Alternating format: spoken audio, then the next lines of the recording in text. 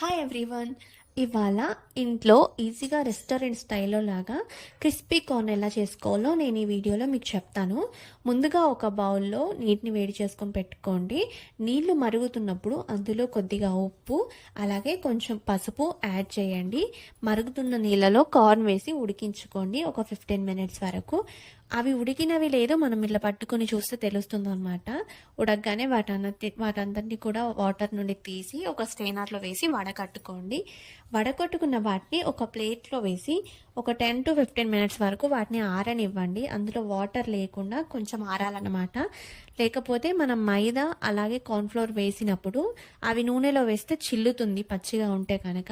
అవి ఆరాక మాత్రమే దానికి 2 టేబుల్ స్పూన్ కార్న్ఫ్లోర్ అలాగే 2 టేబుల్ స్పూన్ మైదా, కొంచెం గరం మసాలా యాడ్ చేశాను నేను. మీకు పెప్పర్ పౌడర్ అట్లా ఏది ఇష్టం ఉంటే అది యాడ్ చేసుకోవచ్చు. అవన్నీ కూడా యాడ్ చేసి మంచిగా మిక్స్ చేయండి. తర్వాత అంతటినీ కూడా వేడి నూనెలో వేసి కొంచెం వేయించుకోండి.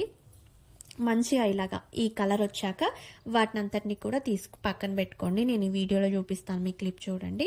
దాని తర్వాత ఇంకొక కడాయి తీసుకొని అందులో కట్ చేసుకున్న ఆనియన్స్ అలాగే కొంచెం కరివేపాకు, ముందుగా మనం వేయించి పెట్టుకున్న ఈ కార్న్ గింజలు ఇవన్నీ కూడా వేసి మంచిగా మిక్స్ చేయండి. అలాగే టేస్ట్కి సరిపడా సాల్ట్, నేను వాటర్లో ఉడికేటప్పుడు సాల్ట్ వేసాను కాబట్టి టేస్ట్ చూసుకొని వేసుకోండి. దాని తర్వాత కొంచెం కారం, కొంచెం గరం మసాలా ఇదంతా కూడా యాడ్ చేసి మంచిగా మిక్స్ చేయండి. అంతే, మనకు ఎంతో టేస్టీగా ఉండే క్రిస్పీ కార్న్ రెడీ అయిపోతుంది. టేస్ట్ మాత్రం చాలా బాగుంటుంది. మస్ట్ ట్రై, ఇంట్లోనే హెల్తీగా. వీడియో నచ్చినట్టయితే తప్పకుండా లైక్ చేసి నా ఛానల్ని సబ్స్క్రైబ్ చేసుకోండి మరిన్ని వీడియోస్ కోసం. ప్రతి లైక్ కూడా మాకు చాలా ఇంపార్టెంట్ అండి.